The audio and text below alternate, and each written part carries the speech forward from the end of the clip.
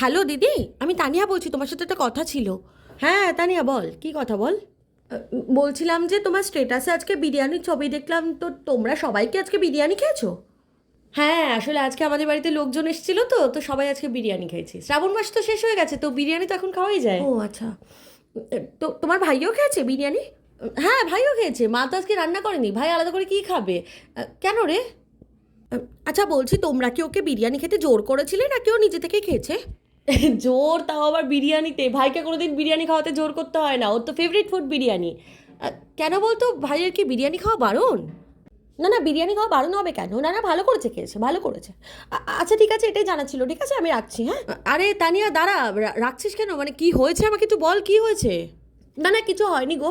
আসলে আমাদের মধ্যে তো ঝামেলা হয়েছিল, তো ঝামেলার মধ্যে ও যে আনন্দ করে বিরিয়ানি খাচ্ছে থেকে ভালো লাগলো। মানে ওর এখন আমাকে খুব একটা প্রয়োজন নেই। ঠিক আছে, বুঝতে পেরেছি, আমি আমি রাখছি। হ্যাঁ खत्म। Bye bye tata good bye ঝামেলা गया। হয়েছে বলে বিরিয়ানি খেতে পারবে না, খেতে দেবে?